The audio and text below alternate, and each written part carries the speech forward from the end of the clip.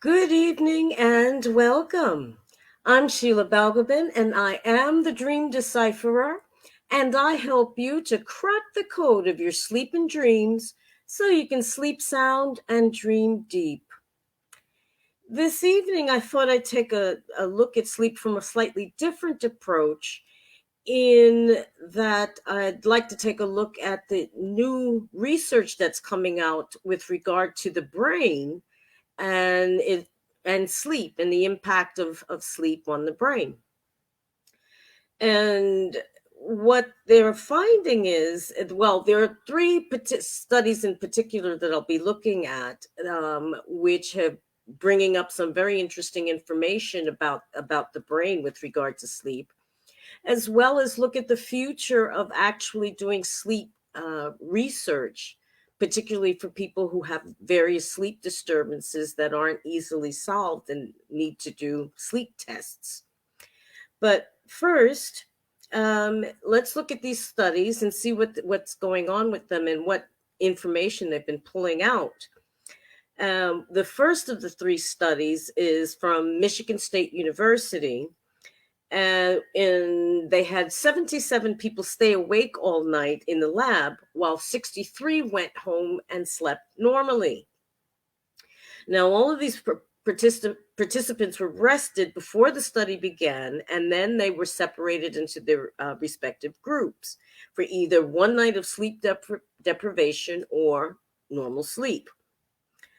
Afterwards, they were given these various attention tests to be able to monitor uh, following steps despite being interrupted, apparently, once in the evening and then again in the morning after they've been divided into these two groups. And what they found was that the sleep deprived participants actually did conspicuously worse on the test than the rested ones. The evening before, there was about a 15% error rate after interruptions in these various tests, which the next day doubled to 30%. This was in contrast to the rested group, however, which performed the same in the evening as the next morning. So there were also significant lapses in attention in the sleep deprived group in the next day, as opposed to the group that got normal rest. So basically, this study showed that sleep deprivation actually leads to cognitive errors. And having worked on Wall Street and seen what people who were not sleeping well um, did in terms of decision making is absolutely right. Your cognitive ability really just goes out of the window, and you make very poor decisions. And unfortunately, that's more common in men when they're sleep deprived than women. But the next study that I would like to look at, conducted by Boston University, what they did something slightly different, and they were able to measure the movement of the cerebral spinal fluid from the spinal cord into the brain while people were sleeping, which was something different. They wanted to figure out what the brain was actually doing, what the brain activity was, and how that correlated with blood flowing to the brain and the rate of flow of the cerebral spinal fluid. So they wired these people up to measure their brain waves while they were sleeping, and then did an MRI scan to observe the movement of the blood flow and the cerebral spinal fluid. What they found was that as the brain got quieter and the brain waves slowed into those slow waves of sleep, delta waves with the deeper levels of sleep, blood left the brain and the cerebral spinal fluid came into the brain in pulses and waves. So it's like apparently there's some exchange where the blood leaves the brain and the cerebral spinal fluid coming up the spinal cord goes into the brain. Um, there other studies have been done that show that brain waves change during sleep. This was well known, but and that they also knew that the cerebral spinal fluid comes in to flush out debris, which can lead to things like Alzheimer's and dementia. But no one until now had actually realized that there was a connection between the two processes. And there these while other studies also showed a lack of sleep is correlated with a risk of neurological disease, including Alzheimer's, they didn't understand what this correlation was between blood flow and cerebral spinal fluid. In a third study, which was an international study that was conducted by a Danish and university and Oxford University. It was a joint venture, apparently. They, for the first time, they were researchers were able to uncover large-scale brain patterns and networks in the brain which actually control sleep. And it is hope that this deeper knowledge of what actually is going on in the brain in terms of the circuitry during sleep may help people in the long term, particularly in Denmark, but elsewhere as well, who have problems getting to sleep. So, according to the head researcher at the Aarhus University, Angus Stevner, said that there was currently a lack of understanding of the role of what's happening in the brain when someone is suffering from insomnia and other sleep disorders. But this research helped them to actually see what neurons were firing or not while people were sleeping, or in this case, not sleeping. What they also realize is that the traditional categories that have been used to identify the stages of sleep is really outmoded, and that there are various other stages and other processes going on that these traditional 4 stages just did not cover. And they're hoping that this more precise mapping of the brain's activity in people who have trouble sleeping will actually be able to not only to assist in finding a cure, but maybe even preventing the cause. There's also been progress been made in scanning techniques, modern brain scanning techniques, which have a more finely tuned understanding of the complex activity of the brain. And this is something that these traditional stages of sleep just did not take into account. Now, and look at the future of sleep studies. I mean, when people think of sleep studies, they think of their doctor sending them to a sleep clinic. They're wired up in the clinic and they monitor people for at least 24 hours, could be longer. But with the advent of COVID and the explosion in the use of technology, plus the movement of technology in general, the future of sleep studies in general is going to change.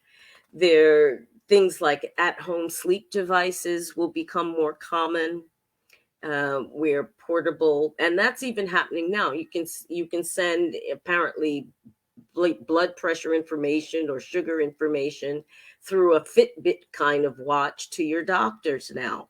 So it's already happening, but it's going to become even more common, and the push has become even more urgent because of COVID. But there's various at-home sleep testing devices which can, for example, measure brainwave activity, assess leg movements for people that may be suffering with or possibly suffering with restless leg syndrome.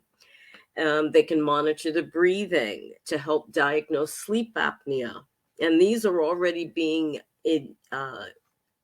devices are already approved by the FDA and currently in use at Johns Hopkins University hospitals. So the technology is already there, and it's just being expanded. There's other things like telehealth, which is being where doctors are perhaps in one country or are giving advice and even helping to perform surgery in another. So there's telehealth, video conferencing, I guess we could call it, is allowing doctors to reach rural areas or countries or places where healthcare is minimal and difficult to access. So there's all kinds of new initiatives coming every day, and as the technology gets more and more sophisticated, more and more things like this will be becoming online. But what will researchers be focusing on in the future? Uh, well, disorders in general have always been underdiagnosed, and researchers are looking for better ways to be able to diagnose and treat conditions such as sleep apnea, restless leg syndrome, which I mentioned earlier, and insomnia. The researchers will also be looking at more deeply the issue of the impact of insufficient sleep. Chronic sleep loss in the US is recognized as being at epidemic proportions. It's not just a pandemic with COVID, but an epidemic of people not getting enough sleep. And each year, it's reported that Americans are shaving more and more time off the time they sleep every night because they're trying to keep afloat, I suppose. But why is this happening? What's going on? And there's statistics. I can't talk tonight. No, don't know what's going on. But there are statistics that can be found that are similar in other countries. As we said, that the researchers in Denmark are looking for things to help a good size of the population that is suffering with sleep problems. In the US, in the UK, I mean, it's worldwide. For whatever reason, people are just not sleeping well, and the pandemic has only worsened things.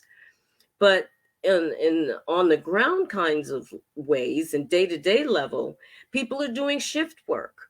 Then they go home and they pig out on cable TV with thousands of channels, computer streaming, binge watching, and they're on their phones every minute. They will greet their phone in the morning before they greet their partner sleeping next to them. So where is there room to get decent sleep? And an additional problem on a technological level is that with each new generation of iPhone, this, that, the other, to tablets, they're becoming more powerful. They're emitting more blue light, and blue light is proven to impact serotonin and melatonin levels, because that blue light impacts our ability to reach the deeper levels of sleep where melatonin and serotonin are produced. And besides which, all the pinging for the phone, you're tempted to constantly look at it. So it's as the pace of development in terms of technology is literally relentless. I just recently I had to upgrade my phone, not my phone, my tablet, because if not, I was going to pay more for my service than if I had kept the same tablet, which worked perfectly fine. I'll gift it to someone so it won't go to waste. But this is what I mean about the drive for technology. Sell that stuff at any cost. But the thing is that it's costing us a lot, not only in terms of just sleep, but in terms of our health. As I said earlier, the cerebral spinal fluid enters the brain to be able to clear. It's the garbage detail.